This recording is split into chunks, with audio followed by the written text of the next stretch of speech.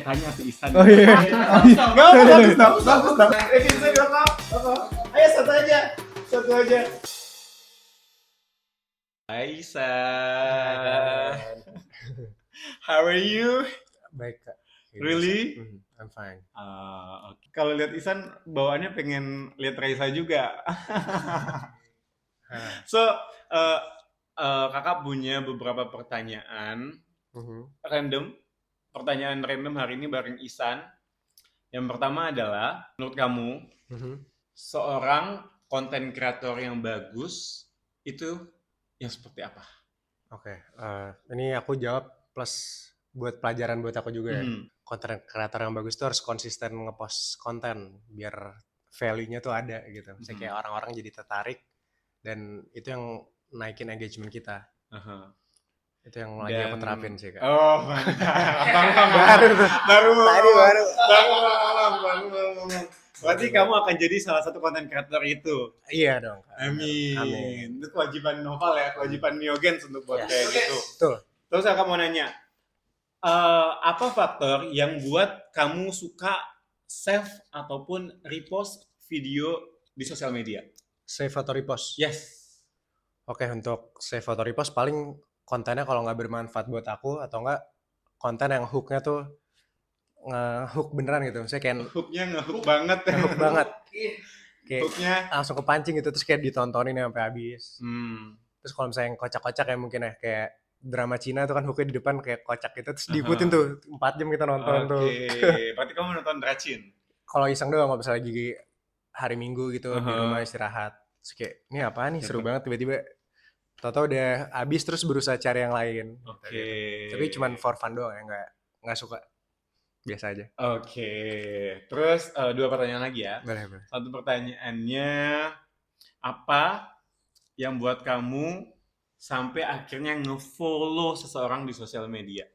Oke, untuk nge-follow kurang lebih sih sama sebenarnya, cuman kalau misalnya follow tuh mungkin kalau misalnya kontennya bertumbuh gitu, kalau misalnya nggak ada konten yang kayak progres gitu dari sini terus ke sana, kan kita kepo juga nih kadang-kadang sama proses orang-orang atau enggak hal yang bisa ngebantu kita untuk upgrade diri kita sendiri. Terus biasanya aku follow tuh. Atau enggak kalau misalnya konten yang aku jadiin referensi, kadang-kadang aku follow orangnya buat amati tiru modifikasi kontennya dan terapin ke konten aku sendiri. Biasanya kayak gitu, Kak. Oke. Lepas terus. Ini aja ya. Coba tanya balik ke kakak. Tanya balik ya? Tanya balik. Oke, kalau Kak Oden tuh, kan Kak Oden followersnya udah banyak banget nih, Kak. Amin. Kasih tips and trick dong, Kak, buat aku. Kan aku pengen ngembangin sosial media aku nih. Kayak yang Kak Oden terapin dari Kak Oden mulai di sosial media sampai sekarang. Yang kayak penting banget. Konten, konsisten, dan ikhlas aja. Kalau misalnya Kak Oden ngelihat kontennya nih belum naik, biasanya Kak Oden langsung ngapain, Kak, biar nemuin kontennya untuk naik gitu ke depannya? Kedepannya don't expect anything, especially about content in social media. Jadi kalau kakak tipe orang yang kayak udah mengkesampingkan angka, tapi kayak video ini akan dilihat sama siapa, video ini akan bermanfaat sama siapa, cukup. Jadi, masalah itu naik atau enggak itu bukan urusan kita, itu tinggal urusan Tuhan pengen membawa konten itu sejauh mana. Dan ini berarti sama aja kayak kenalin pasar kakak ya. Yes, jadi kayak kuncinya sekarang tuh itu sih, San.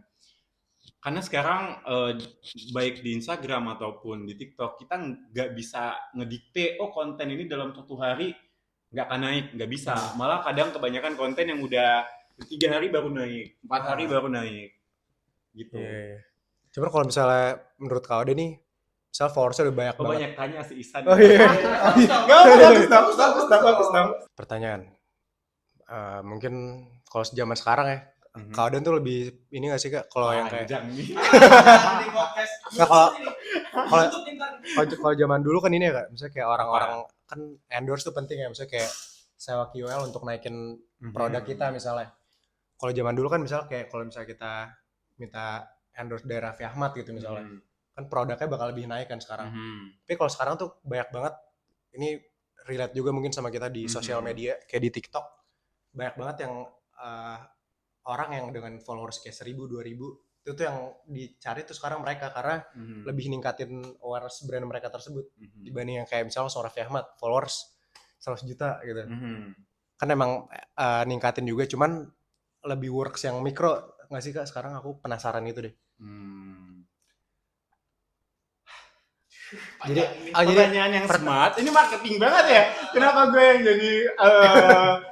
yang jadi nggak apa-apa, ini kita namanya edukasi ya. Ini kan mungkin Isan sebagai konten kreator. Mungkin simpelnya kayak kalau zaman dulu kan sewa yang terkenal banget langsung bisa naikin brand mereka. Cuman kalau zaman sekarang aku ngeliatnya kayak mereka tuh sewanya yang kayak KOL yang followersnya kecil. Dan itu lebih banyak terjadi sekarang kan dibanding yang kayak terkenal langsung lebih jarang lah pokoknya sekarang yang kayak contohnya apa ya? Yang kayak Veserina gitu kan banyak banget KOL kecil yang dipakai gitu. Udah dipakai Veserina? Udah. Termasuk saya. Jadi kalau secara singkat menurut pengalaman kakak dan memang berjalan di bidang itu, nge-handling banyak brand, itu balik lagi ke strategi marketing brandnya masing-masing. Brandnya butuh apa, brandnya tujuannya apa, karena ada yang dia pengennya awareness doang, ada yang dia pengennya viral, dan tergantung target market brandnya masing-masing. Baik lagi situ ya. Target market brandnya masing-masing. Ada brand yang memang dia mau pakai KOL kecil aja karena targetnya ya mungkin di situ. Ada yang dia mau launching, nggak mau pakai yang kecil-kecil, mau yang besar, karena si besar ini punya target, punya relasi yang cocok sama si brand ini. Secara nggak langsung, semuanya tergantung sama strategi marketing dan target si brand atau klien masing-masing. Cuman yang bisa kita ambil pelajaran, mau berapapun angkanya, mau kecil, mau besar, mau nano, mikro, makro, mega, KOC sekalipun, berarti zaman sekarang Isan bisa ambil gambaran kalau it's not about angka, tapi tentang value. Mau followers kita cuman 100, tapi kalau konten kita punya value, tetap ada opportunity yang datang. 100 itu bakal jadi 100.000. Betul. Amin. So, Noval, Vincent, ada pertanyaan buat kakak sama Isan randomly? Anything? Aku punya. Apa? Tipsnya kau dan mempertahankan apa yang kau sudah punya itu apa sih? Menarik juga. Iya. Karena jatuh cinta kan lebih gampang, cuman yang mempertahankan cintanya tuh yang susah tuh. Apalagi mempertahankan tentang banyak hal ya, bukan tentang diri sendiri, mostly tentang apa yang udah dibangun sekarang lah gitu loh. Tipsnya adalah bersyukur sih. Tipsnya bersyukur dan selalu sharing tentang rasa syukur itu dengan siapa kita berpijak pada hari itu. Jadi kayak syukur itu bentuknya luas. Kalau kita setiap hari bersyukur, kita ingat kita udah ada di titik itu, tugas kita selanjutnya adalah menebarkan rasa syukur itu ke tim kita yang ada di situ. Karena rasanya akan sangat sedih, akan sangat takut kalau kita lupa bersyukur. Mau lihat ke atas terlalu tinggi, mau lihat ke bawah takut. Ya kan? Jadi kayak gimana caranya kita sharing ke teman yang ada, kenapa kita harus kerja keras, kenapa kita harus mempertahankan ini ya, karena kita bersyukur. Kita udah sampai di tahap ini gitu. Kalau mau lihat ke bawah, lo 1 bulan kemarin habis kena perusahaan lo habis ditutup kan, misalnya. Sekarang lo udah dapat yang ini, itu bersyukur. Gak semua orang bisa langsung punya waktu secepat itu. Benar, Kak. Dan kakak sendiri pun mempertahankan rasa syukur ya juga berusaha sekuat mungkin untuk ngelihat banyak hal. Contohnya adalah kakak tuh paling suka jalan kaki tanpa dengar musik, dengar kehidupan orang langsung. Kakak paling suka memperhatikan banyak orang. Kakak paling suka pura-pura pakai headset di tempat coffee shop. Karena itu adalah bentuk rasa syukur kita. Itu sih. Oh, keren. Mas, thank you kawan. Vincent, ayo satu aja. Isan, thank you so much. Thank you so much juga Kak buat hari ini. Iya, segmen podcast pal. Iya.